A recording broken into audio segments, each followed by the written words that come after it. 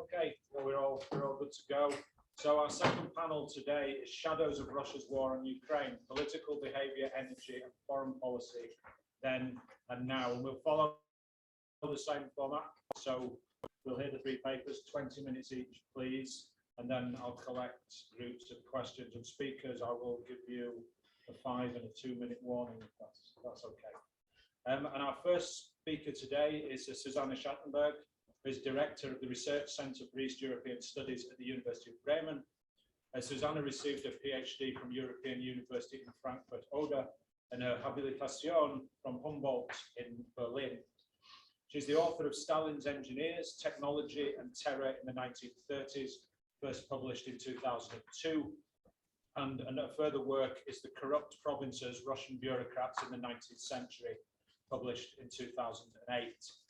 Her acclaimed biography of Leonid Brezhnev was first published in German in 2017 and is now also available in Russian and English. And we were looking at it last night, I remember. And at present, Susanne is working on political aspects of selling Soviet gas to Western Europe in the late 1960s, which is what you're going to speak to us today. Susanne, the floor is yours. Thank you. Thanks a lot. And I will start with a quote. Authoritarianism had spared no effort nor made any concessions to the niceties of protocol. In the Lüneburg salon of Hanover's celebrity Intercontinental Hotel, Karl Schiller awaited him for lunch, and the ministers exchanged pleasantries as early as the first cocktail. After the German-Soviet love fest, the two ministers drove to the industrial fair in Schiller's official car, and the German had the opportunity to state that his visitor was a cunning and business-minded man who reminded him of Khrushchev. Through Patrolyshev, Moscow offered to supply West Germany with crude oil and natural gas on a long-term basis without any political reservations. End of quote. This was how Der Spiegel reported on the informal but decisive meeting of the two ministers at the Hanover Fair on 28 April 1969, which can be regarded as the official launch of West German-Soviet negotiations on the gas for pipes barter deal, which was signed only 9 months later. Today, with Europe discussing how to get rid and independent from Russian gas, as well as how and why we became so dependent on Russian gas, it becomes all the more pertinent as to how the story began. And let me start with some methodological reflections. And Michael introduced us all as political historians, which is quite funny to me because I consider myself to be a cultural historian of politicians. And so I would like to introduce some cultural concepts, how to approach this and how to get into the question why these two sides did trust each other and did come to an understanding. So how was trust built on both sides of the Iron Curtain? Trust as basis for this deal. Trust building will be operationalized here through three concepts which are discussed in economic history as cultural history approaches. So the first is bounded rationality, which assumes that there's not only one single rational basis for human behavior. Instead, we have to consider the real of culture, the idea that our actions are always dependent on time, place, and our environment. Secondly, felt knowledge involves the acknowledgement that individuals often take decisions without possessing all the assumed knowledge about their partners, their resources, and production methods, or the future consequences. Instead, they merely feel or believe they have all the available information to hand. And third, pattern recognition. This assumes that decisions may be taken not by reasoning or on the basis of an analytical process. Rather, people judge by similarities, visual perception, and common communicative behavior. If my interlocutor looks like me, talks like me, and laughs at the same jokes, I'm inclined to trust him and make my decision in favor of the deal with him on the basis of this unconscious comparison. Thus, it might have been sufficient at the Hanover Fair in April '69. The ministers Schiller and Patrushev dined together, chatted and joked, and hence started to trust each other. So now, let me go further back to some preconditions, and that is the globalization of the gas market, which made this deal possible at all. So foremost was the discovery of major gas fields in the Sahara in Algeria, in the Netherlands near Groningen, and in the Soviet Union in Siberia, almost at the same time around 1960. These three major energy deposits in the south, west, and east created a new energy map on which old state borders disappeared. The decisive factors became the question of transport, quantities, and price. Natural gas stimulated the pipeline boom, interconnecting and making the states dependent on each other in a completely new way. So another precondition for East-West trade became the completion of the Brotherhood pipeline, reaching the western border of the Eastern Bloc in 1967. And the second precondition for East-West trade became the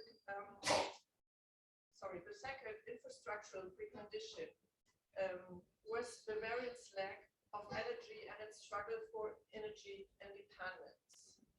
So before the war, Bavaria had received most of its lignite and black coal from Saxony and Upper Silesia, which were now under Soviet control and out of reach.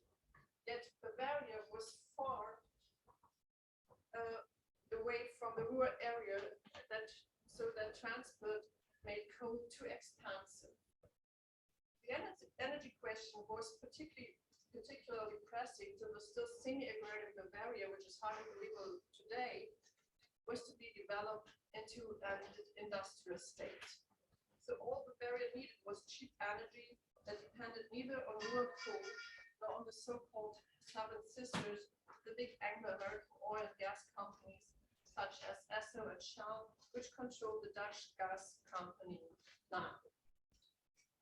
So this is really what struck me about this history and its origin, that we have really local needs of a semi-agrarian province of West Germany, which started to get Soviet gas into West Germany and really growing up to this not only national but also global level of dependence.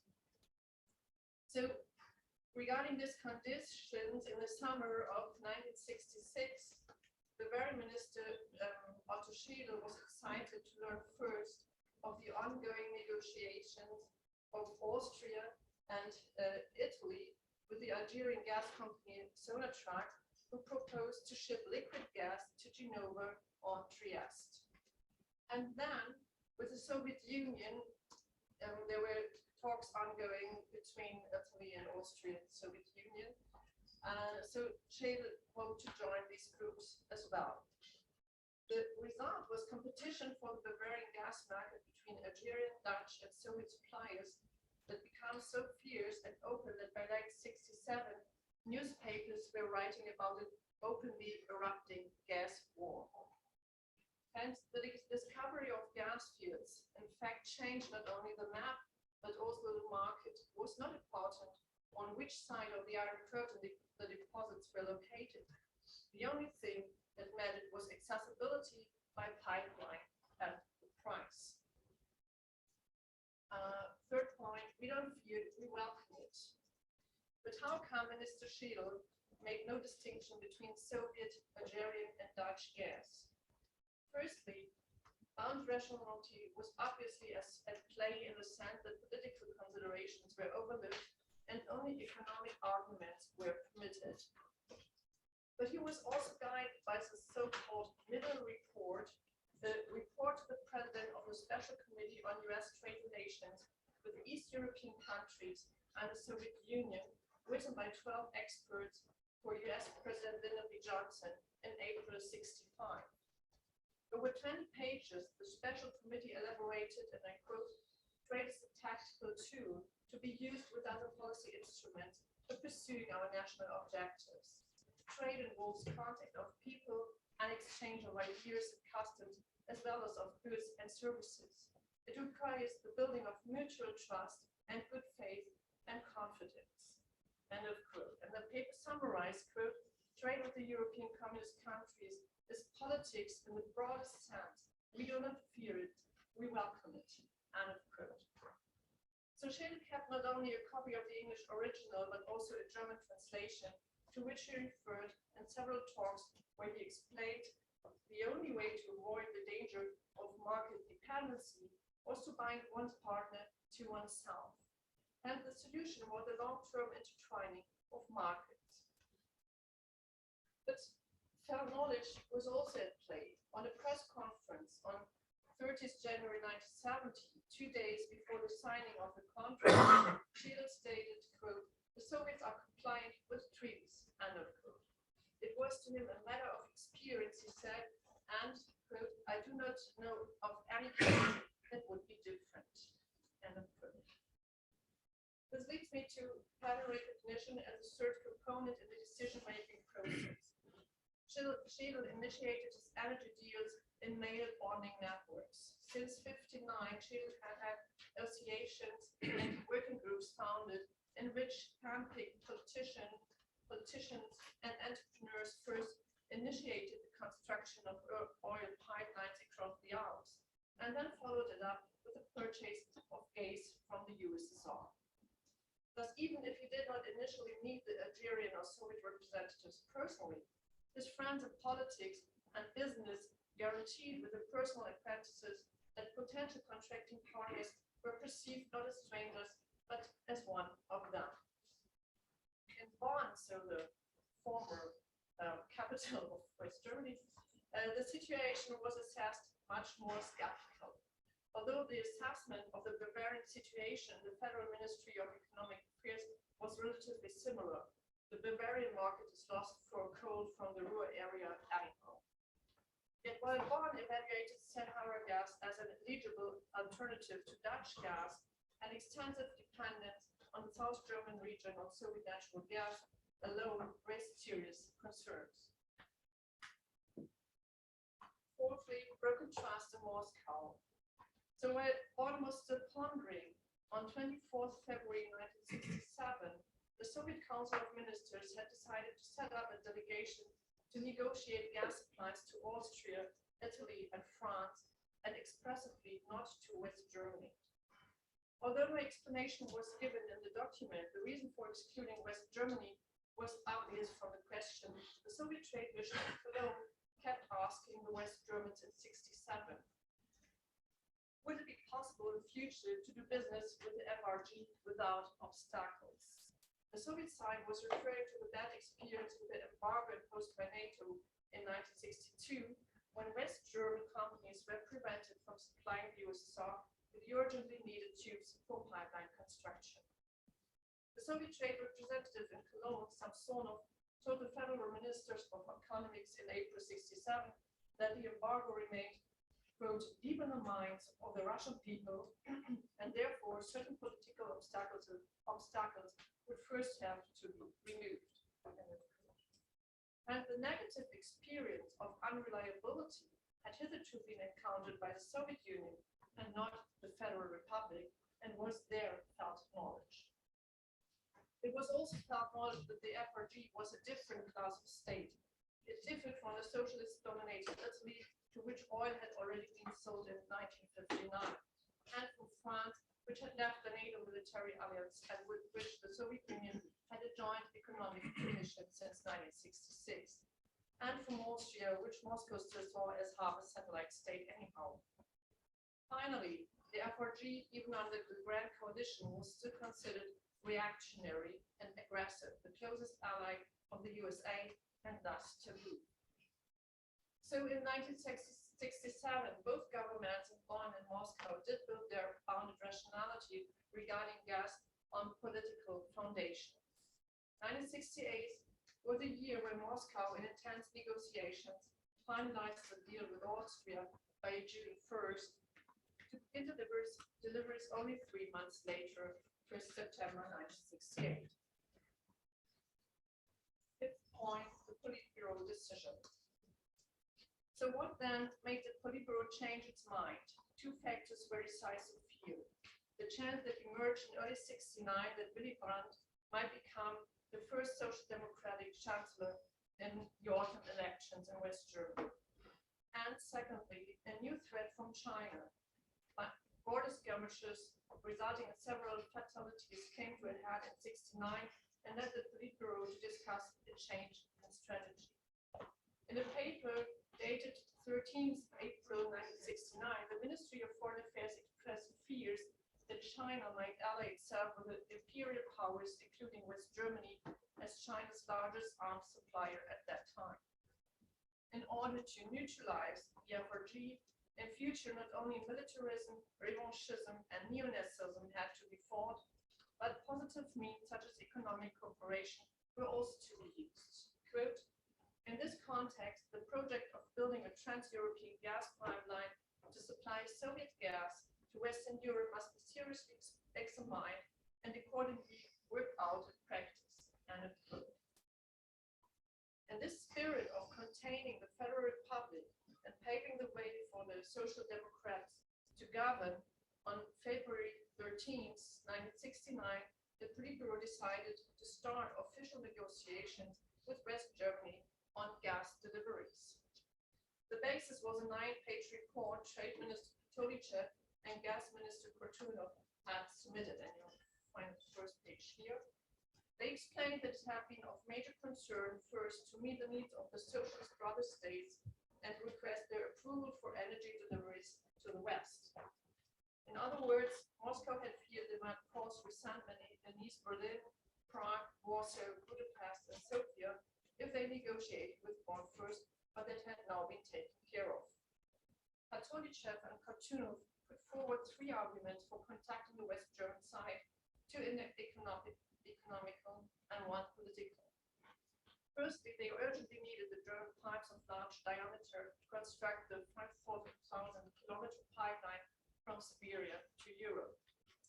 Second, the negotiations with West Germany would put pressure on the Italian Energy Association, ENI, and accelerate bargaining with the Italians. And finally, Titov and Titov explained why the risk of doing business with such an unpredictable partner as West Germany was calculated. Like Schädel, they relied on the intertwining of markets. The possible risk of another embargo could be neglected because once the pipelines had been built, it would take major efforts on the part of the Germans to restructure their energy infrastructure to obtain gas from third suppliers, as we can see nowadays. The idea of binding the West German market to Soviet supplies in the long term for 20 years, as the first contract stated, and even making it dependent on Soviet natural gas was explicitly declared by the Politburo on December 1st, 1969, 40 days after Brandt had been elected chancellor and 2 days after the general terms of the gas pipes deal had been settled. But the 33-page resolution from the Politburo was not a strategy of blackmailing and harming West Germany, of which the USSR was always suspected, but rather about ensuring the Germans remain trustworthy and reliable. Quote, as a result, West German monopoly circuits, which gained benefits from this gas contracts, the mighty corporations Ruhrgas, Mannesmann, and others, militarily put pressure on the Bonn government in order to avoid any steps which could result in the deterioration of relations with the Soviet Union. Given the anticipated benefits of getting the Italians to elect Brandt to power and more troops into the country, the bounded rationality switched from rejecting the risks to containing the dangers. Moscow wanted to entangle the markets, not to be able to blackmail Bonn. It wanted to create security, trust was good, but not mutual dependence was better. Conclusion. When the 3 contracts on gas deliveries, pipe purchase, and bank loans were signed in the luxury Kaiserhof Hotel in Essen on 1st February 1970, Titov announced that the successful negotiations were a good example not only of how to solve more economic problems, but also all political questions in Europe. Quote, "We are convinced that the spirit of realism and mutual trust is stronger than all obstacles and that these developments will lead to all European cooperation." End of quote. Minister Schiller too underlined both the economic and the political dimension of this endeavor. Quote, "We submit a contribution to peace and credit needs trust." End of quote. In this way, both expressed the symbiotic dependence in which they saw economy and politics. The trust established in the fulfillment of the treaties was a pledge for further political cooperation. The paper of February 13th, 1969 shows very well which bounded rationality the Politburo followed and on which felt knowledge it built. In view of the increasing threat of China, cooperation with West Germany was seen as a lesser evil or offered the chance to draw potential allies of China to their own side. Moreover, satisfying the economic demands of the satellite states, especially concerning energy, played at least as important a role in determining Moscow's room for maneuver. The obstacles, concerns, and readjustment of energy policy and counts of felt knowledge were thus much greater in Moscow than in Bonn, and not only because the shock at Bonn's breach of the treaty in 1962 was still deep-seated. Thank you.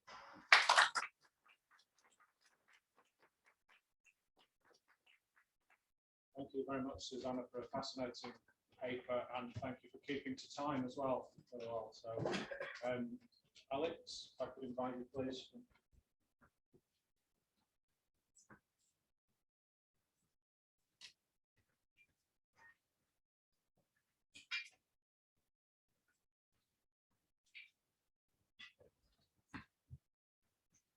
So it's a pleasure to introduce our second speaker, Alex Titov, who is a lecturer in modern European history at Queen's University, Belfast, a specialist in post-Stalin political history and also contemporary Russian politics and foreign policy.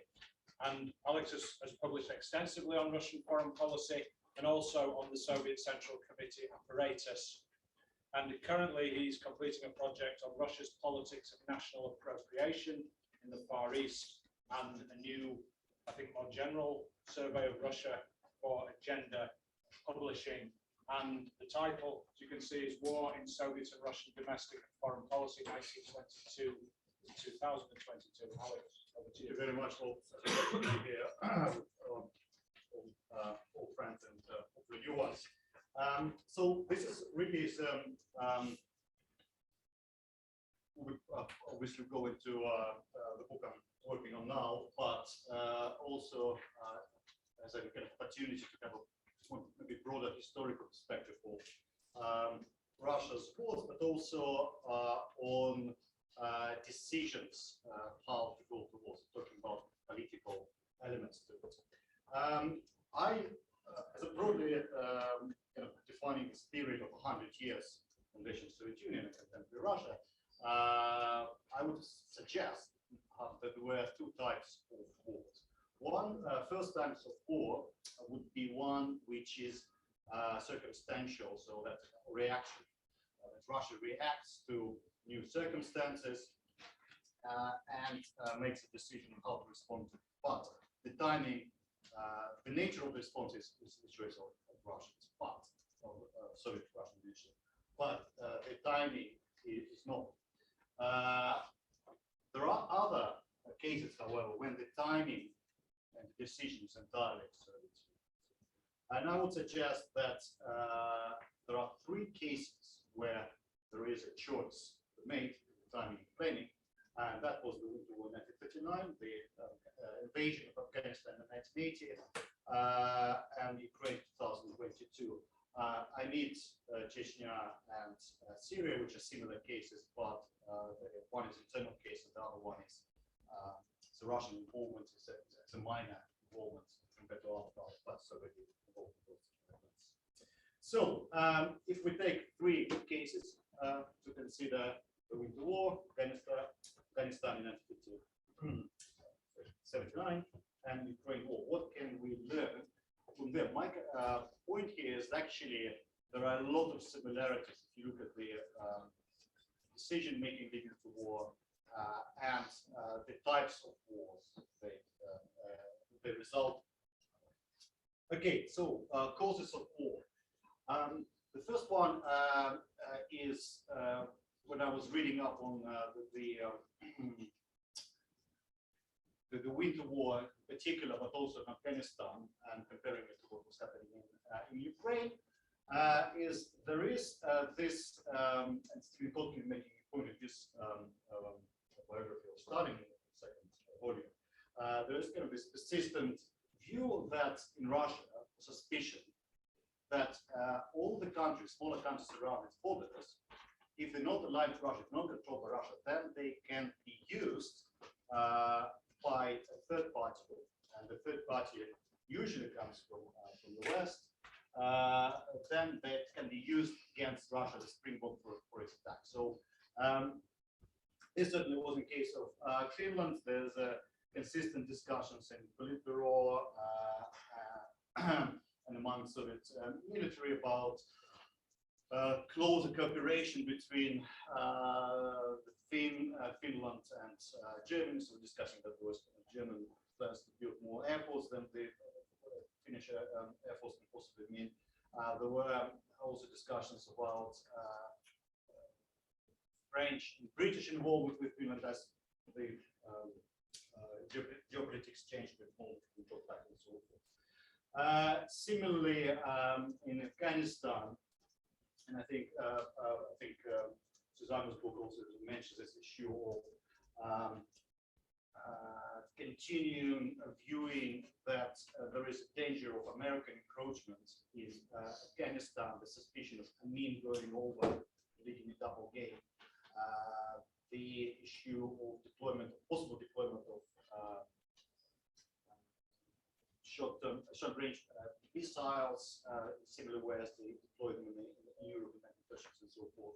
That certainly played a very substantial part in decision to introduce certain troops in Afghanistan in 1979.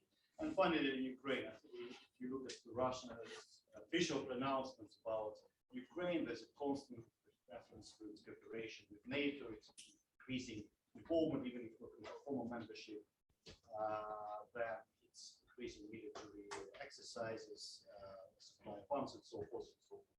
So I suggest that there is this persistent factor in thinking in Russian foreign policy, it doesn't matter whether they're communist or the contemporary Russians, that they just don't trust smaller countries to remain independent. They have to control them in order to provide their security. I have to say that in cases of Ukraine, there is an additional factor which was not present in either Finnish in the Winter War or the Afghan invasion, is issue of Russian nationalism, and it kind of complicates things enormously. But I don't have kind of time to go into that now. But it certainly it is a special case. All right. So so you have this persistent distrust of smaller nations becoming neutral or dependent around Russia's borders, which we see through those three cases. But the decision to go into war, how is that done? And I would suggest that there are two factors. One is overconfidence on a part of the Soviet and Russian political leadership about their own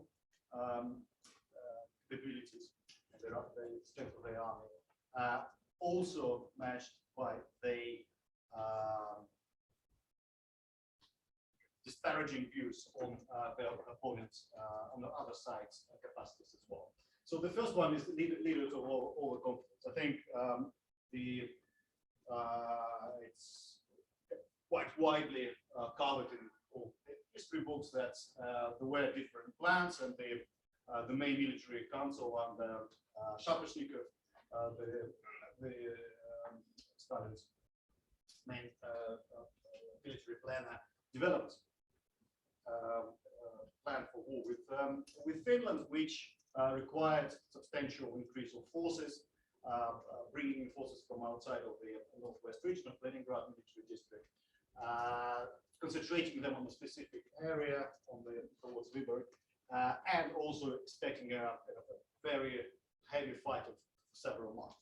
So Stalin dismissed that plan.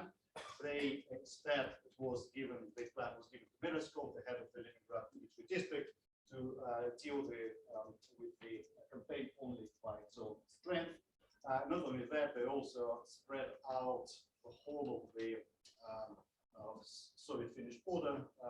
So instead of concentrating them, they went from the north, and tried to cut the into the middle, and also got bogged down in the around Leningrad as well.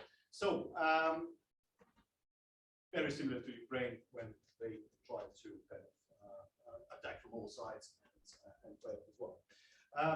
So Stalin's plan failed, and they had to revert to the original plan by Schattenberg in February of 1940, which actually worked. And by 12th of March, Finland sued for peace, right? So that was about 104 days. But overconfidence that the Soviet army will push over the Finns very rapidly certainly was a major factor of the decision to go to war, and also the conduct of the war under results that spread out the forces. In Afghanistan, again, there was a push by Ustinov and Andropov in particular for this invasion. What I would say in terms of overconfidence is, again, the military objected to the plan. Marshal Ogarkov criticized their decision, saying essentially both formal and formal political meetings in December 1979, saying that it would be much more difficult than you imagined, difficult terrain. The threat of US involvement there is unconvincing, it's imaginary. There will be lots of repercussions, political repercussions, and so forth. So exactly things which actually happened, they were warned they would happen. But he was basically shut down by Ustinov and Andropov, saying like 50 military methods, leave the politics to us. So again, the overconfidence on political leadership's part was a major factor in the decision to go into. Again, we don't know obviously exactly what was happening in Ukraine, but it's by the pattern which was there in terms of this dash here, which was failed and so forth. It seems to be that sort of history was pretty much repeating itself as well in 2022. So why do they have such an overconfidence in themselves, the Soviet Russian leaders, when they decide to have this war of choice? Well, I would suggest that in all three cases, this decision to start the war came on back of a momentum of several successive operations they had before. So in 1939, you have obviously the Molotov-Ribbentrop Pact, partition of Poland. There was some fighting there, although Poland was already greatly weakened by Germany by that stage. With the Soviet Union invaded. You also have a successful victory against the Japanese in Humboldt around the same time in August 1939. So basically, kind of the Soviet Union at the time, the confidence was supported by successes. 79, again, Soviet Union had a Titov, was ready for secure Europe, was had involvement around the world, particularly in Africa, around the Horn of Africa, Ethiopia, Somalia first, and Ethiopia, Angola, and so forth. Of course, also US defeated Vietnam, also Vietnam. Idea of the Soviet Union was dealing with a much weaker opponents and so forth. And finally, if you come to 1922, again, streak of successes so far. So Chechnya, Georgia, Crimea, and Donbass, take over with virtually no fighting. Syria and so forth. So this kind of built this confidence in all three cases that they can actually repeat it on a larger scale.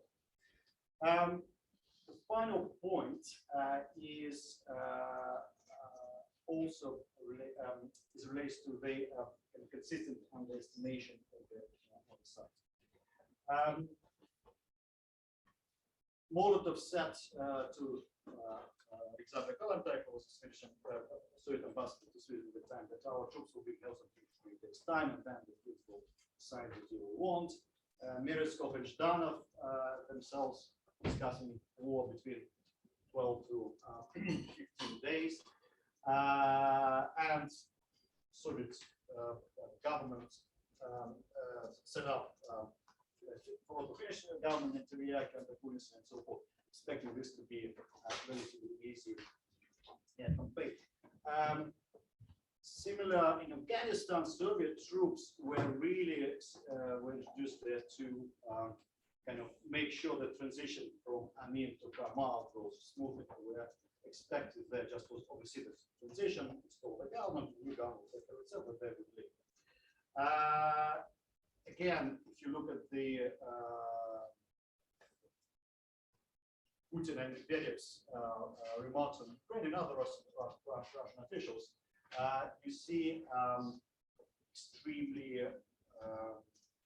disparaging view of Ukrainian leadership, drug addicts, corrupt, and so forth. Ukraine is a failed state, easy to push over, and so forth. So that kind of fits the pattern of Soviet and Russian decisions when they make this decision to go to this war, that they overestimate their own power for a variety of reasons, and underestimate the other side. Now, the other point I wanted to make, and I think that's an important one, which often gets neglected, and there is kind of this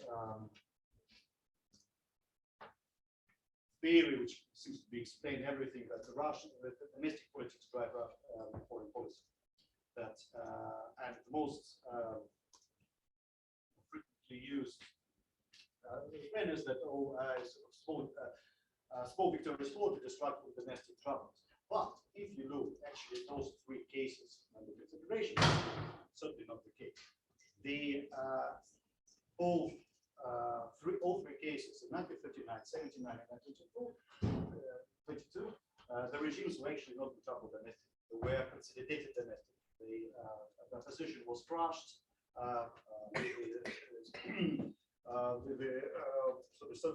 Stalin regime was coming out of the trauma and bringing out new cadres in 1939. Was felt securely domestically. 79 was no the dissident movement was crushed. There was no major challenge to Soviet power domestically, and in 22 as well. I mean, since 29, basically all the organized opposition in Russia was crushed. Navalny was in prison. His organizations were banned, and prisons. So I would suggest that instead of looking at trying to explain foreign policy adventure to the destruction from domestic troubles, I would suggest that foreign policy adventure is actually built on increasing confidence domestically, which would then spill over internally as well. And that kind of gives them the confidence, psychological confidence, which also be used that this can be dealt with in a swift and quick manner. So expectations of a quick victory with limited forces was common feature in all 3 cases under consideration. This belief in a short, decisive war, I suggest, is based on 3 misconceptions by the Soviet and Russian leadership. One is overestimations of their own forces and their own capacity as leaders. The distorted view of their adversaries, and also the final point is exaggerated view of a possible threat from a third party, either from NATO, from Germany, or from the United States, or no cases. So, what we have essentially is a reality check for cases that the war teaches lesson, and it's not actually unique to Russia. I think I was influenced a lot by the book by Schattenberg on Why Nations Go to War, which has several case studies of 20th century wars. Again, war of choices. And in most cases, you have the same pattern of overconfidence on your own part, underestimation of the opponent's side, and also exaggeration of possible threat from other persons as well. Stop here.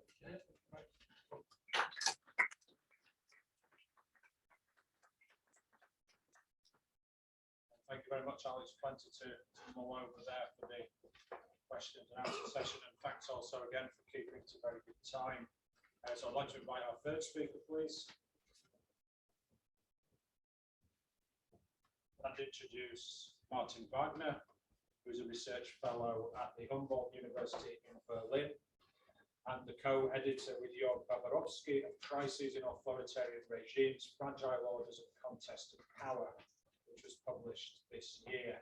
Martin has also published in a number of leading international journals, both in German and in English, and he's currently working on a comparative history of the post-Stalinist Soviet Union and post-Maoist China, which I guess you're going to talk to us about today.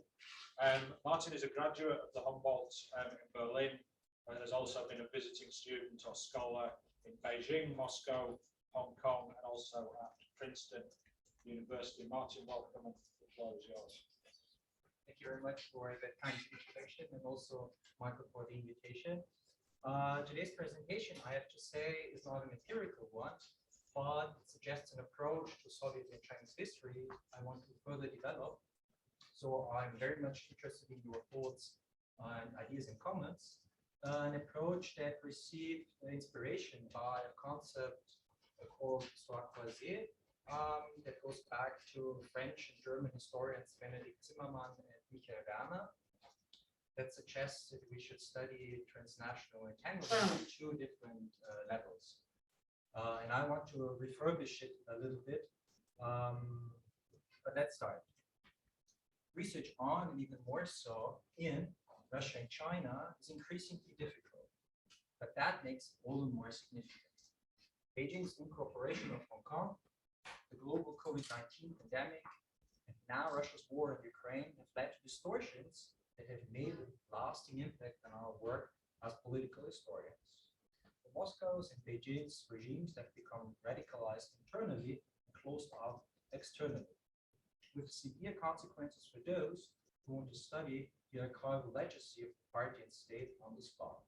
Archives have been closed, visa invitations are issued ignored, and Russia's relapse into the darkest patterns of Manichaean politics give us a foreboding. We won't go to Moscow, we won't get a propust for the central archives in the near future. For mainland China, such prophecies have long since become reality. Russia and China, however, are too big to fail countries and too big to fail to notice.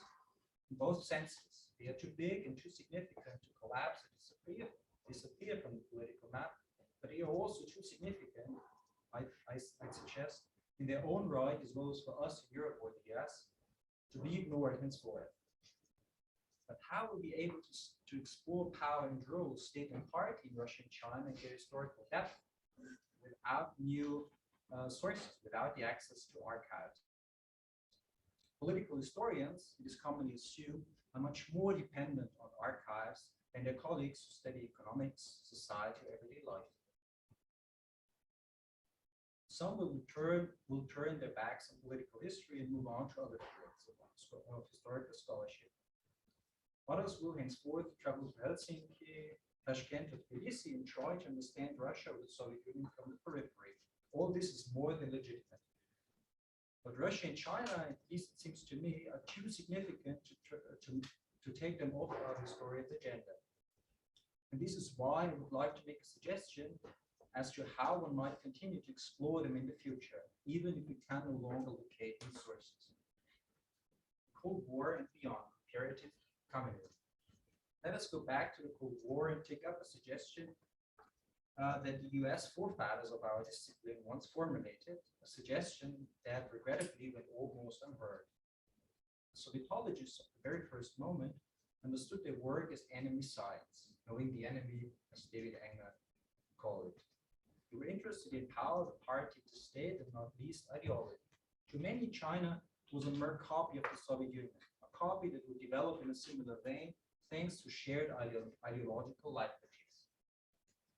That this would not hold true became apparent to contemporaries in the 1960s, and so they adapted their assumptions and questions.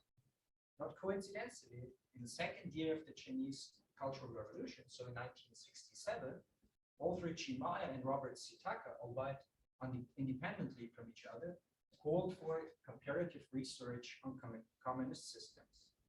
But there was no indiscriminately shared ideology, no uniform political system, and no definitive path of development in both Moscow and China. The quote new subdiscipline of comparative communism, which Maya, who taught at Michigan, saw in the making, was intended to professionalize and de-ideologize research on the Soviet Union and China. Quote, our attention should concentrate on the variety of communist experience and on the variability of communist political systems. And Maya added, and perhaps suggesting nothing else than to sweep the Cold War out of this understanding and undertaking. End quote. Similarly, his Princeton colleague Robert C. Tucker called for comparisons to combine both area studies expertise and disciplinary expertise. Comparisons should be as theoretically informed as they are empirically grounded. You should compare communist parties in power, but equally ask for similarities and differences with non-power communist parties or authoritarian parties in capitalist systems. However, Maya and Tucker's attempt to juxtapose the Soviet Union and communist China without leveling their differences could only be implemented to a very limited extent. The language barrier was too demanding, the access to primary resources was too limited, but above all, other questions were too pressing. The Sino-Soviet split and the ideological schism in the world of communism attracted the attention of Russia-China scholars. To be sure, in the 1960s, a specialized journal, Studies in Comparative Communism, was established as today's communist and post-communist studies was called until 1992. With the exception of German intellectual Klaus Mehnert, Princeton sociologist Gilbert Wasman, and a few others, comprehensive comparative studies of both Soviet Union and China, at least to my knowledge, that investigated mutual perception and transfers remained the exception before 1989. After the fall of the Soviet Union and the consequent Cultural Revolution, the field diversified in its topic and both in its sources. Turns brought new questions, and the opening of the Soviet archives brought many new insights to light. In the field of Russia-China studies, however, attention remained focused on the communist controversies of the 1950s and 1960s.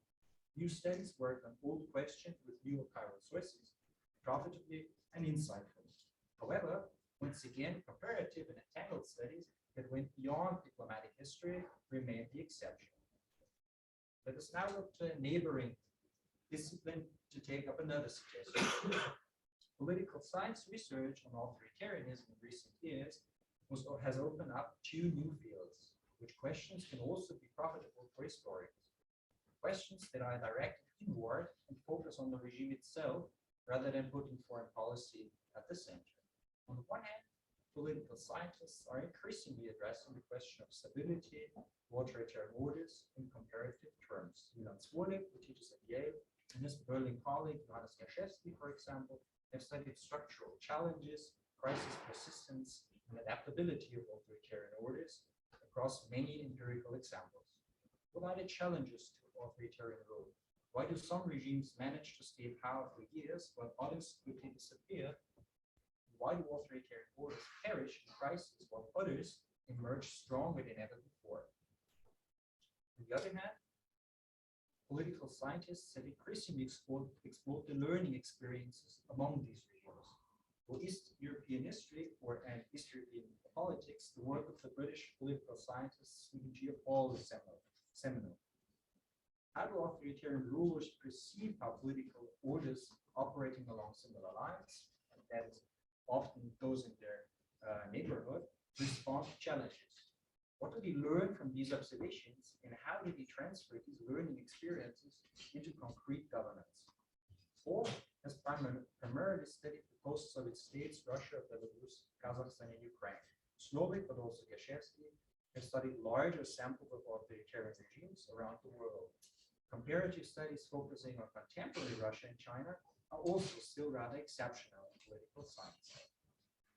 Words in Histoire, croisée of Russia and China. We now combine these two suggestions. So one, juxtapose the Soviet Union and China, and second, juxtapose comparison and transfer analysis. Perhaps an alternative approach to the history of Russia and China could be developed. An approach that confronts existing and even well-known sources with new questions, an approach that could produce new insights into political history even without access to archives. The appeal of such an histoire croisée would be to link Russia and China in the 19th, 20th, and 21st centuries, but not in terms of a history of foreign policy that asks what happened between these two countries, rather in terms of an entangled history that analyzes how what happened between them affected the inside, regimes themselves. So this would be an entangled history of domestic politics in the light of the other. Such an endeavor would compare the structural challenges and respective responses of the two regimes while illuminating mutual perceptions, transference, and learning processes, both synchronically and diachronically. Such an histoire croisée would thus be crossed on two levels: the scholarly comparison of the historian and the contemporary comparison of the historical actors. The attraction and maybe intellectual benefit of such an endeavor would thus come with tracing the processes of perceiving the ever-present alternative, tracing its transformation to concrete policies, and comparing the results of these political decisions. Or, as Deng Xiaoping once put it, there can be no foreign politics between the Soviet Union and China. All politics is domestic politics. To give you an example, excoriating Stalin and criticizing Mao, tangled re-evaluations of the past, 1950s Soviet Union, 1970s China. Stalin and Mao had both left the past of terror and trauma. The past they had to address in order to embark on reforms that not only altered the quality of governance he had inherited, but also differed from one another. In 1956 and 1978, Nikita Khrushchev and Deng Xiaoping confronted their communist parties with a painful past and re-evaluated the leaders' respective legacy. Without facing similar challenges in dealing with these devastating ramifications of both arbitrary rule and the cult of personalities, Soviet and Chinese strategies to approaching party history strongly differed. Comparing post-Stalinist and post-Maoist politics of memory reveals how communist regimes cope with the timeless challenge of human existence, coming to terms with the past.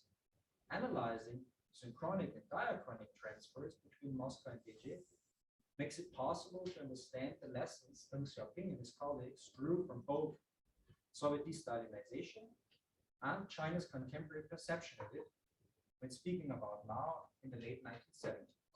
Thus, Sino-Soviet re-evaluations of the past were entangled, not only because it was Deng Xiaoping who attended the 20th Party Congress in February 1956 in Moscow, shaped China's interpretation of it, and finally took the lead in revising Mao in the 1970s. Comparing how Stalin's and Mao's leaders coped with their painful past, respectively, is just one aspect of a broader project I'm currently working on that compares post-Stalinist and post-Maoist transitions. For an histoire croisée of Russia and China at large, I think there will be many other topics of interest: communist state building, forced industrialization, state terror, de-Stalinization in reform and opening, but also Kosygin and Deng reforms, Soviet perestroika in China's post-1989 transition, as well as in the contemporary days, the repersonalization of power under Putin and Xi Jinping. What you gain? Both the study of Soviet and Chinese history could benefit from comparative studies, since, at best, they open up new perspectives and raise new questions. Approaching central landmarks of Soviet and Chinese history in the 20th century in the light of the other allows to reconsider them, to reread the sources against the grain, and perhaps to gain new insights. In the above example of de-Stalinization and the re-creation of Mao, after Mao's death, Deng Xiaoping and Hua Guofeng opted for exposing Mao's mistakes while stressing his alleged merits. In the winter of 1955 and 1956, when the Soviet CC Presidium was discussing the findings of the Pospilov report and debating about what should be promulgated at the 25th Congress, Molotov and others advocated dealing with Stalin in a way that was rather similar to how Mao's years would deal with China's political leader one day. Contrasting Soviet and Chinese developments might be appealing, not to consider counterfactually where Soviet history would have gone if CPSU leaders had made decisions of their Chinese counterparts, or had made the decisions of their Chinese counterparts. Rather to ask what factors led Moscow's rulers to make their decision in this and not a different way. In other words, to understand why Molotov could not prevail. It would be less a matter of inferring from structures to decisions, but rather of juxtaposing the contexts in which Moscow's and Beijing's party leaders decided differently. Understanding what alternatives they had and why they did not take them. On a second level, such a tangled comparison could be stimulating as they shed light on the significance of the other in the respective domestic politics. China's political history shows not only wide spots in its research and the number of topics that could be analyzed in comparison with Russia and the Soviet Union. More than that, as a utopian model, a negative bogeyman, a constant alternative, Moscow's agenda was and is a constant part of the political debates by China's center. How Chinese elites engage with its northern neighbor could be a promising field of future research. Conversely, this also applies to the Soviet Union and the China factor, as Georgy Arbatov, a Soviet political scientist and Central Committee advisor, described it in his memoirs. Moscow also looked to Beijing, and not exclusively, as a place to export its ideological prescriptions. For the CC Presidium, Soviet party cadres, and ordinary citizens, the Chinese path, before and even after the Sino-Soviet split, remained a factor to be observed, to be referred to in order to assert one's own interests, and sometimes to be even gained ideas from. To trace the significance of this China factor in Soviet domestic politics could be just another aspect of such a multi-layered Histoire croisée. Since even for the contemporaries, to be sure, Moscow and Beijing were too big to fail and too big to fail to notice. Thank you.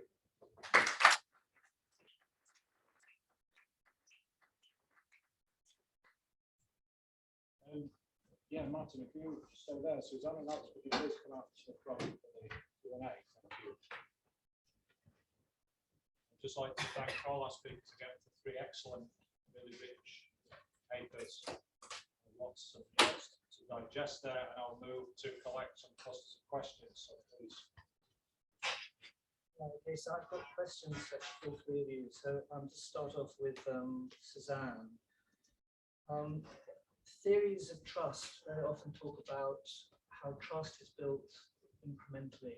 I think one of the interesting aspects of the examples that you talk about is how we don't move, as it were, to a kind of an all or nothing situation. We've got the Algerian source, we've got a Dutch source, we've got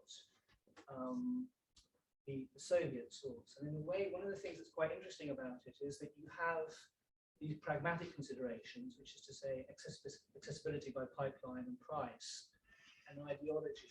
And it seems ultimately that you're saying ideology doesn't count for very much when you have a kind of an incremental process of trust building. I think that's one of the things that I took from the paper, which I thought was kind of interesting, and that's really more of a comment than a question.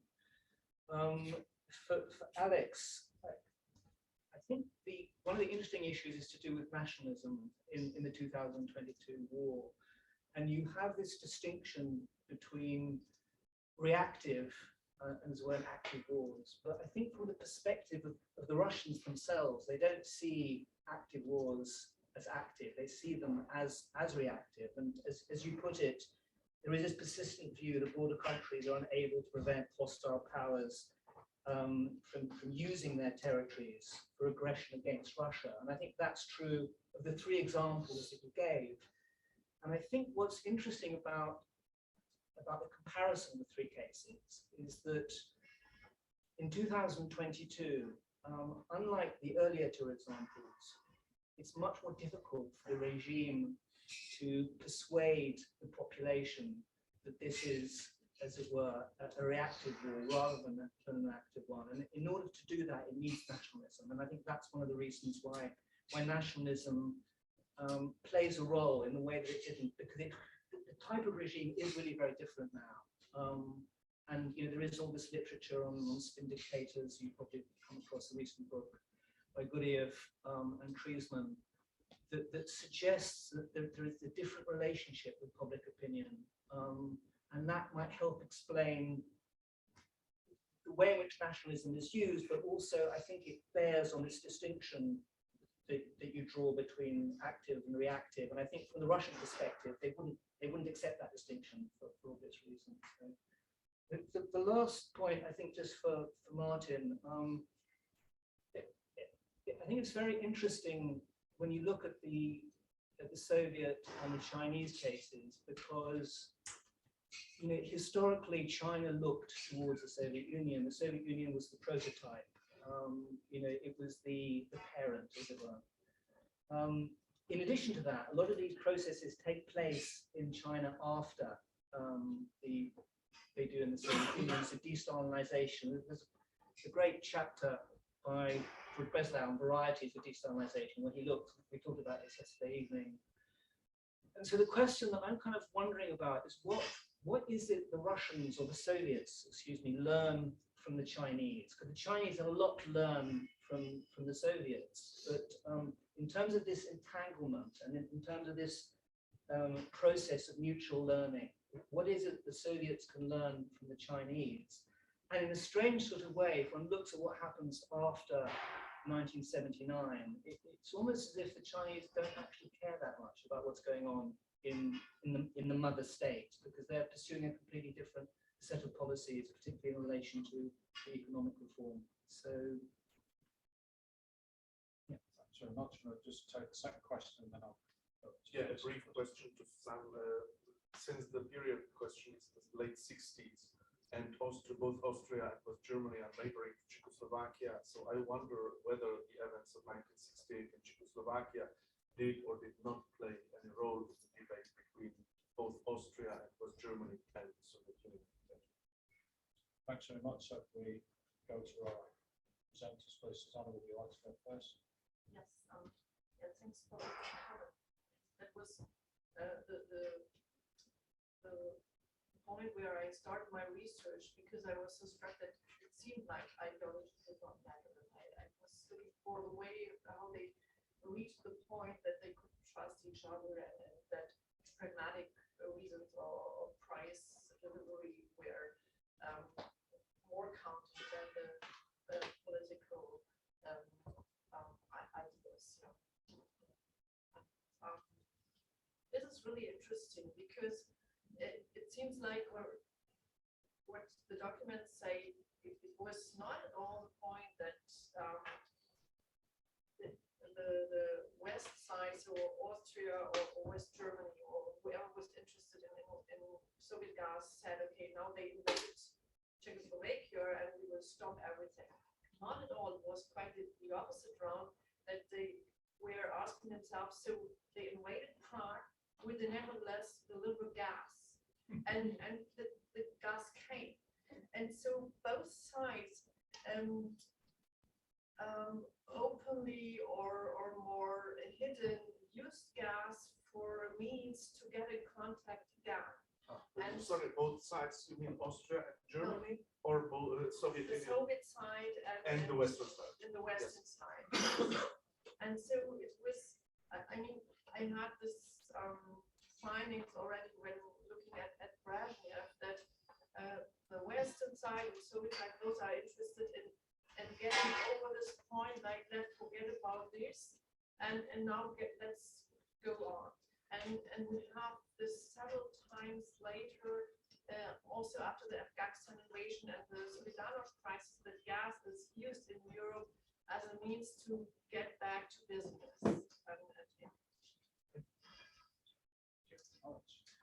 Yeah, thanks very much, Earl. It's really good point. I mean, yeah, obviously they wouldn't see it as a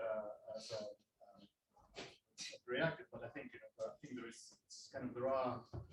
some distinctions to be made, and I think there's always overconfidence. Does help to explain cases when this could have been avoided.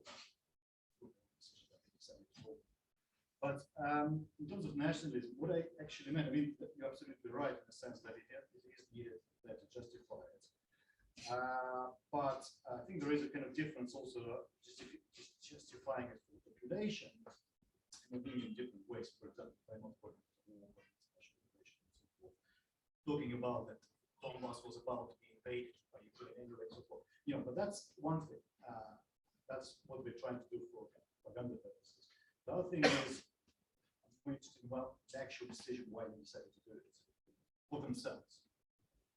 And I think so. I think an important thing is the security issues and perception of the potential. It's important. But in Ukraine's case, I think there's more to it because I think they themselves believe Russian leadership in nationalism, in the sense that Ukraine is not official, that there are lots of Russian territories forming several times. So the three main important speeches. The article last year, speech, they refer to. So there is this element which is simply not in Finland or Afghanistan. That's much more detached. It's much more personal. That's why it's much more protected. And the other thing, of course, is that it's not. From Russian leadership perspective, it's obviously not a problem. It's just an escalation of an ongoing issue, right? So things that go particularly things that try to solve through Minsk agreement, trying to establish this kind of Russian-controlled. They realized Ukraine have a Russian-controlled part of it and manipulated that. That failed, so they kind of moved to another. So I guess, but. So again, that's different. This is kind of escalation of what I'm doing. But nevertheless, I think there's no reason why they decided to do it now. They could have done it next year, so it would actually choose the decision to go for. I think there are some kind of parallels.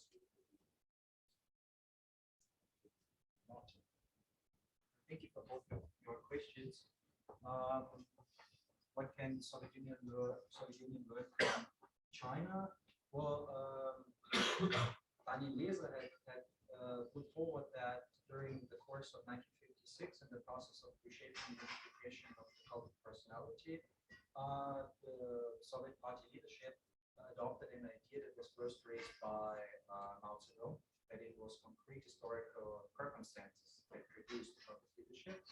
This would be one little piece of learning on the top level. Then on the second level is that the CC Presidium, the Soviet one, had asked the Soviet embassy in China to collect the public opinion gatherings. We discussed it yesterday.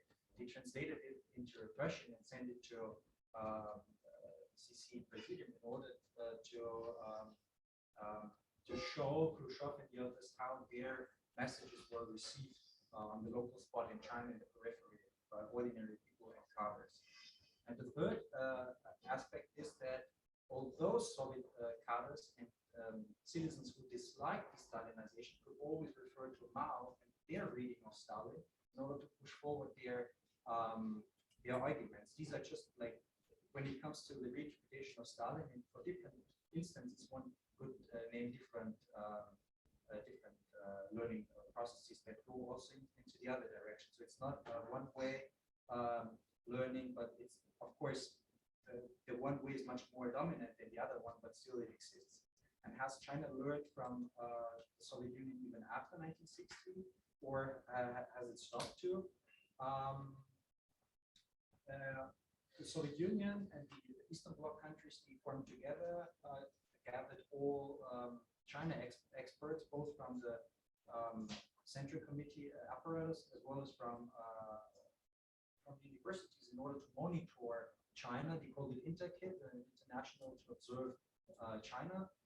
They met from 1969, I think, until the mid-1980s, and the Chinese had a similar thing. Gilbert Rossman put forward an argument saying that the ever-present alternative was always a mirror in which Chinese as well as Soviet political scientists and also cadres could think of a variety of socialism. So this was always something they had in mind. It was always something they referred to, because they couldn't just say that we need to reform our own system. So they could think of China, and via this mirror, cast arguments about the formability of socialism, at least in the 1970s and 1980s. Thank you. I have five questions. So I propose to break them up into two sets. I'll take the first two and then we'll move on to the next. So please go first. Professor 2 weeks in Rome, and common question to Susanne and to Alex. Susanne, I was just curious, I'm really not an expert on energy issue, whether you saw an influence, let's say, of a broader international European context that is changing, and I'm especially referring and thinking about the Italian experience, by the way, with Enrico Mattei, which was deemed before that period in the late 50s to be the one that started to change, right, with his approach, with this more pragmatic line. And so whether the fact that there were some precedents helped in some way, or even legitimized, or even created the legal basis, because it created these new forms, as far as I know, of contracts, or in contracts that may be facilitated or accelerated, or and Alex, I'm very much interested in the parallel that you were made, and of course, as all of us, I thought a lot about whether we can see this war as a continuity and what is similar, etc. So, a couple of questions, thoughts. Could you elaborate a bit more on this idea of overestimation? Can we find some common causes? Is that cultural prejudice, for example? Is that the fact that the elite were ill-informed? They didn't know, and they don't have a clue, or almost a clue, of how, of their own forces, and whether they learned something about this or not, because you seem to imply that we interpret these as an overestimation, but in the end, they are not reading their own action and eventually their failure as being an overestimation, because they're repeating. So there are some permanent elements that go beyond any performance in the war. And the final point on this idea of a stronger state that would be the condition, or at least an element that would justify or explain this foreign policy action. I don't know whether the stronger state means a more stable one. I mean, it is true that Russia re-centralized a lot. I'm thinking about this law in December 2021 on the recentralization of power that I see as really the latest domestic step that was needed to go over with the foreign policy. But these moves, in my view, were also made because the regime felt more weakened. The fact of more authoritarian. I just have a question for Alex or Sasha. In terms of the linkages and the paradigms that one could use between Soviet foreign policy and Russian foreign policy today, this is really more commentary, and I apologize, it's probably going to be a little bit rambling. First of all, it seems to me that all of this could be tied together, if you want to tie these things together over a long period, by the term limited sovereignty. That is to say that Russia's traditional worldview sees its neighbours as having limited sovereignty. That is to say that while in the abstract it says its neighbours are sovereign, there are limits on that sovereignty, in the sense that when it begins to infringe upon Russia's interests, Russia feels it has to do something. So I think that could actually, for a textbook, be a kind of useful shortcut into sort of explaining what the Russian worldview is and prepare to know what things are. But the other thing here is that we, in case of Afghanistan and Ukraine, they are very comparable, but I don't see the comparison, let's say, being so exact with Finland. What I mean is that in the case of both Afghanistan and Ukraine, you had two overlapping security concerns.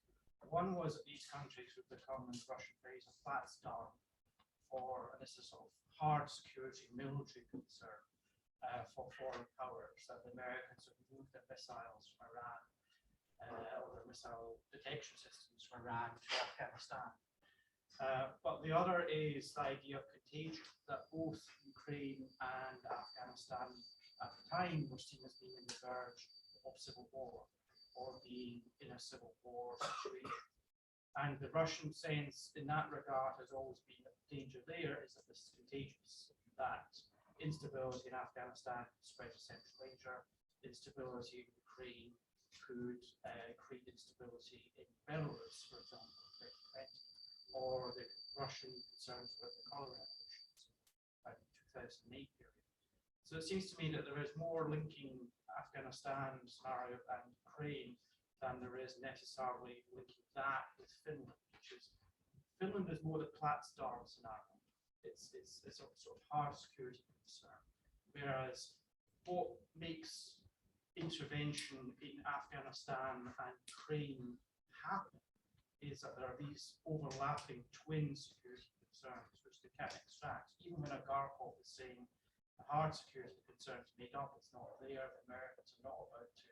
There's still the soft power concern. Well, what about Central Asia? What about all of these jihadists and mujahideen? What if they turn up in Central Asia? So this is an observation more than anything else. Maybe in terms of communicating limited sovereignty is the kind of way to explain the commonality and recurrence of this kind of behavior. Okay, thank you. We have 4 questions waiting, so I'll break those up into pairs again. I'll let you answer those 2.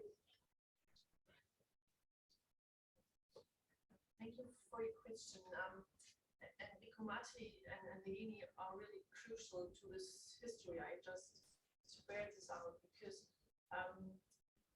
this Bavarian minister, he had a first coup in 1962 when he built these oil pipelines through the Alps and made Ingolstadt, you don't have to know this, a hub for oil in Germany. And that was with the help of Enrico Matti and Leini, and they were close allies. And he obviously learned from Italy and from Matti how to handle this. So it was more important for Schedel that he was somebody who could act independently, and that was called a decisive figure of energy policy in Germany. And it was really for the second coup getting Soviet gas into Bavaria, at least from the point of view of Moscow. Because in this paper I cited from February '69, it was saying that Italy is too self-conscious, and they are the only ones in West capitalist Europe we would sell gas to because they are so close to us politically. They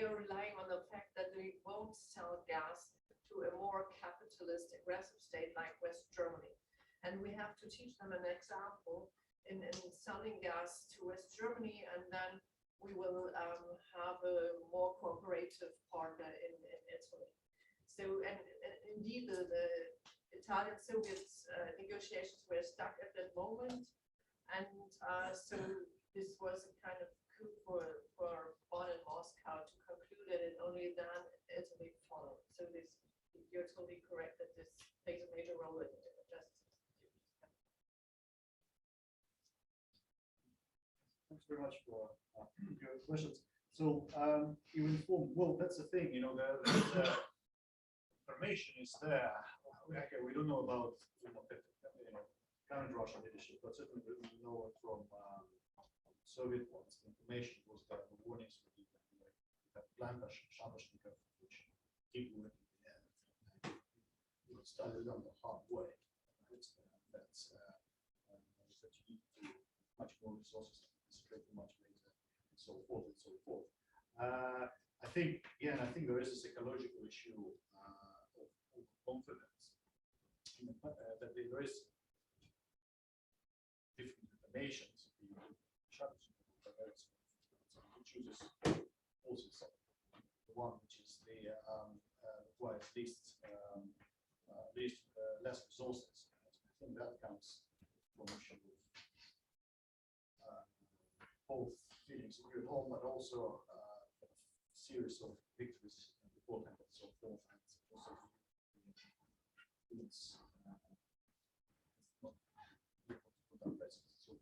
so learning it only the hard way. You know, they had hundreds of thousands of troops losing troops with the war before they reorganized and adopted a different plan. In Pakistan, eventually withdrew leadership there. I still don't think that you know it's a weakness. It just doesn't empirically doesn't kind of fit the idea that if Russian war was a war of distraction, you know, all those involved simply don't fit in a logic. If Russia, if Crimea was to boost popularity or distract from domestic troubles, happened in 2012, it happened in 2014, and no way it happened in 2014 because of the Maidan and all the severe internal crisis in Ukraine, which Russia took advantage of.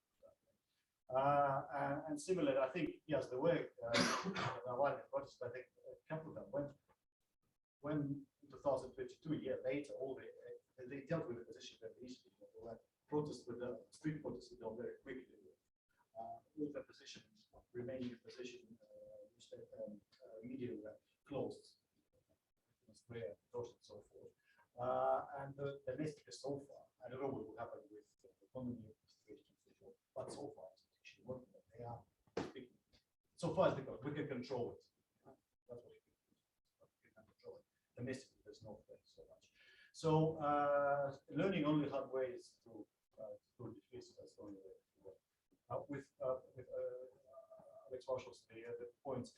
Yeah, I think this very limited sovereignty is the way Russia wants to see its neighbors. And actually, you know, if you look at Russians talking about Ukraine, that they're not really independent, they're under American management anyway, etc., etc., etc.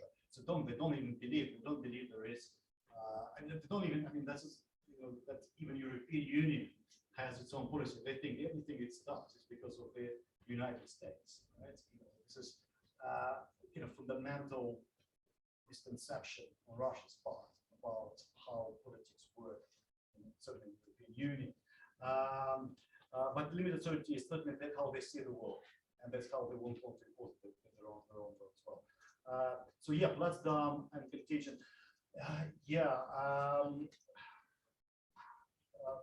Finland, in that sense, I think Afghanistan. I mean, I think still Afghanistan is similar to Finland in the sense that they didn't want to have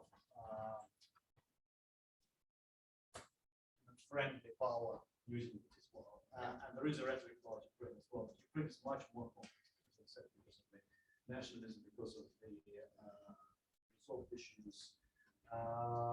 But yeah, Ukraine is this pure case. Sorry, Finland is this pure case of just strategic want to move forward. And actually, they would have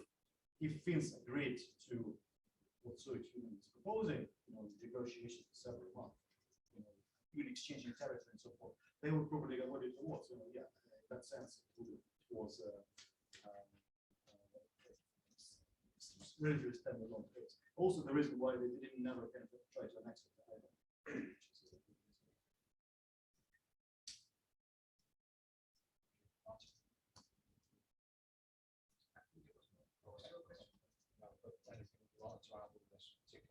Thank you.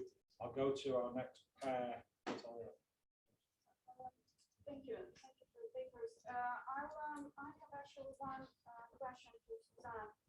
Is you talked about trust, and did international force figure in thinking in Politburo's consideration as to how to secure the trust? What is the, for example, if did they anticipate the case, or imagine the case that West Germany might not pay for gas, or how would they resolve their dispute? Well, that's my question. How did they, in case there were disputes, sorry, not going, but in case there was a dispute, how would they resolve it? And I guess I have several questions to Alex, but I'll stick just to one. It's still very, very unclear to me why 2022. I'll stop there. That's a big one. Please, sorry, next.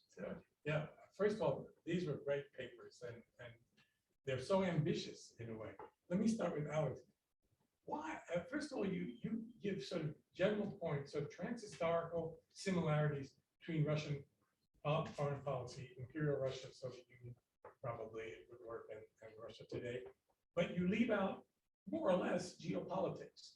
So there's this great big state, which by its very existence, where it is in Eurasia, is a security threat to other powers around it, right? And they feel vulnerable. They try to make alliances or whatever, and you get a nice security spiral going on. We've seen it time and again. Why leave out the sense of vulnerability? As a historian of the Soviet Union and reading Russia today, it seems to me it's not so much overconfidence, but it's a persistent sense that we're vulnerable and that we're threatened, or that we're the victim. And that comes up over and over in the discourse. And for Martin, do you find similar things in the Chinese discourses? Or do they have a kind of overconfidence, which is the way it's often read now in the United States, that they're so ambitious, but, or it doesn't stem also from some sense of vulnerability? Okay, thanks very much. Over to the panel, and then we'll collect the remaining questions.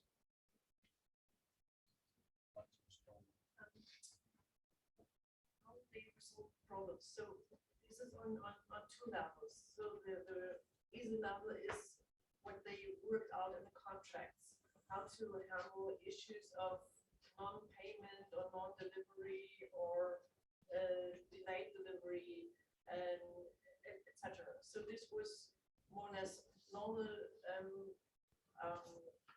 dealing about contract terms, and there was not the major issue. Major issue was really that the political situation would change in the West, in NATO, radically, so that Germany would stop sending pipes, and this was more the problem, sending pipes, not paying for the gas, because this kind of barter deal meant they bought the pipes for loans, and they would pay their loans by gas. So that was the triangle of change. So there was only the fear they could not get the pipes, and not so much they would not get the money for the gas. So in case they, pardon me, but in case they don't get the pipes, what would they do? Yes, that is how the trust worked. They had no solution for it. They said they would then rely on the German companies who would put pressure on board. So that was the solution to this issue. Why 2022? Well, well, I guess they kind of took a decision, a long time ago, and I think we already had an 21 build up of resources and put it back. So maybe two things. I think one is the main failure of means. They saw that it's not going to work. So there was in 2019, there was a lot. I mean, when Zelensky was elected, I think change of leadership. We worked with the Russian part, but they thought that he could restart it because of his different communication, different lectures, and so forth. That didn't work, and so they know the Minsk is that. And the other thing is that I think, again, going back to governance, I think there were military capacity in Russia was building up a certain etc., that we reformed the army. The army is ready now. The kind of, I guess, I don't know, that the time is not on its side, right? Ukraine is being trained by Western countries and arms and so forth. So they thought that maybe that since this political solution is dead, there's no political solution to Donbass problem. And we are now in a relatively strong position to solve it militarily, which again comes back to all the context concerns. I mean, that's kind of my reading. I mean, there are other factors, perhaps, but I think also failure of diplomacy, excessive belief in your own capacity. The other thing, from this geopolitics. Yeah, I think security is fundamental concept in international relations. And security can be both physical security, but also psychological security. So how you assess, you don't have to react to a threat that is there. You can imagine it. Threat is always imagined. Well, I mean, well, I don't know. I mean, ask Ukrainians and how they imagine how they think. But anyway, but yeah, it's a difficult thing. Again, this is kind of breakdown of trust. It's very important in that respect. Why did you move bullets right? If you don't trust, fundamentally you don't trust things that will make you true. So that's why you can't take this chance. You can't trust. I mean, America's not going to make the face now. You can't.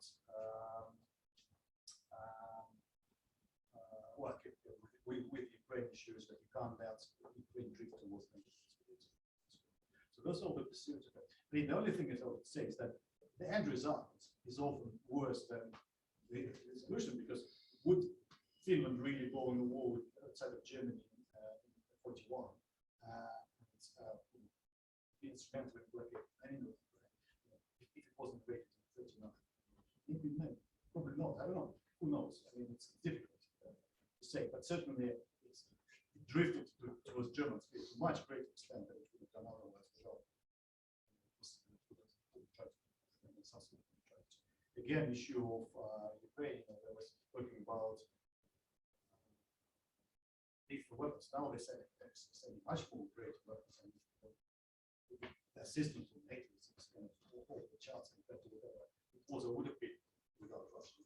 So in that respect, you have this security threat, but the end result often leads to a situation for the issues.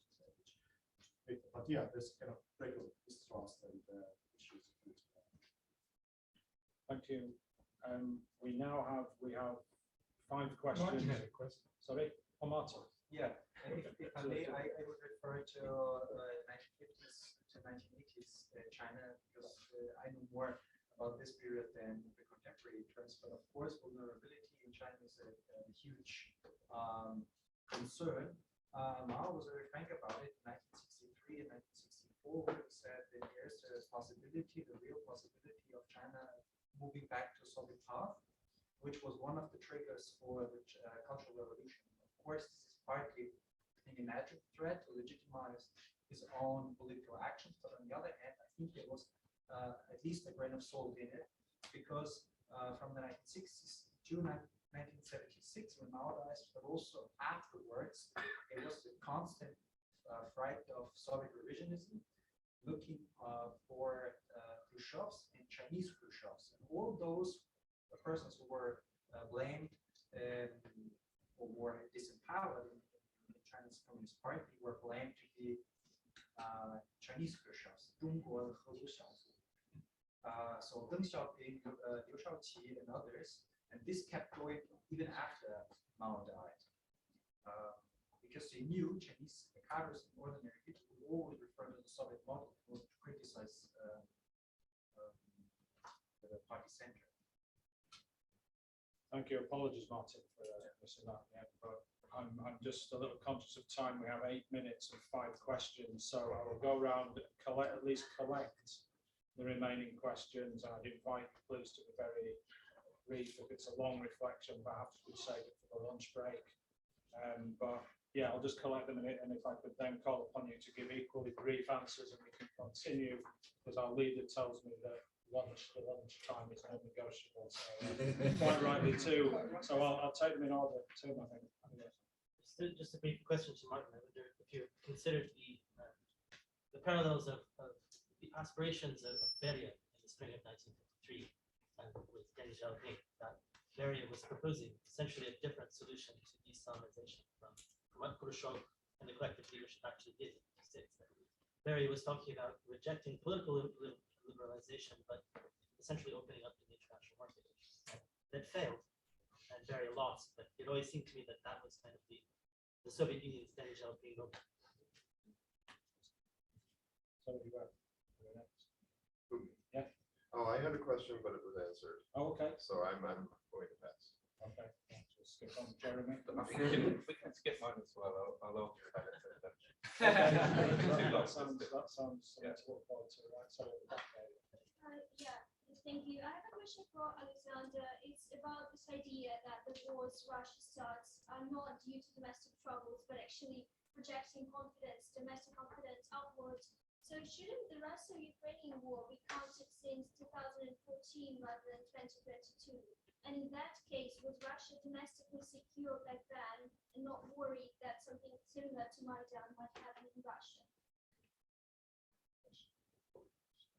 Sorry, I think you're our last. Okay, great. So, thank you. We do have a bit more time than for the answers. We've got 5 minutes, so please, let's go. Whoever wants to go first.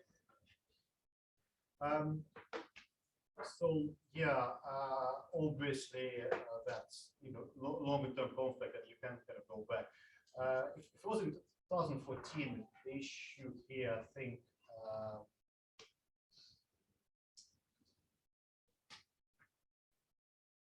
It was easier. Ukraine was much more disorganized. Ukrainian military was much more disorganized in 2014. There were people who were arguing for, and there was much more kind of, I guess, pro-Russian elements within certain parts of Ukraine. But Russia wasn't, I guess, they didn't feel confident enough.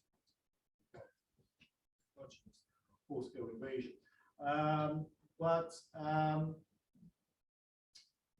don't know. I mean, domestically, it's the big 2011, 2012 was the big crisis.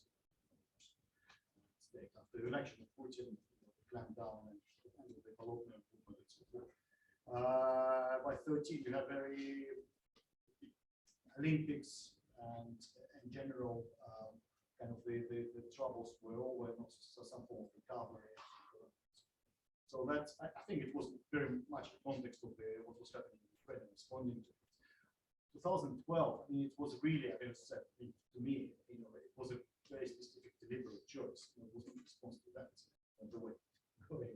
They're choosing the time themselves. They could have done it earlier, could have done it later, could have not done it at all. But I think equally, there's absolutely no crisis inside Russian politics. 2022, and it doesn't, the internal politics is not explained, but the regime secrets, that was in 29, 17. So I think this idea of it's being able to get away with it, partially because domestic politics are control. To me, it sounds much more plausible than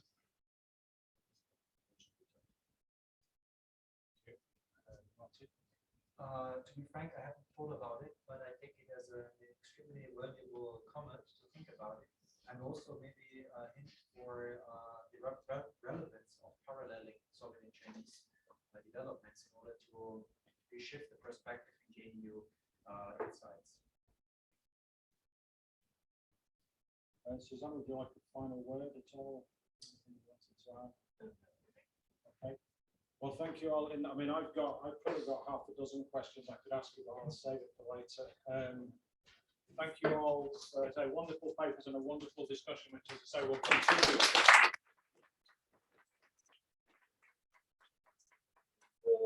Hang on a second. So we'll break now for lunch for an hour.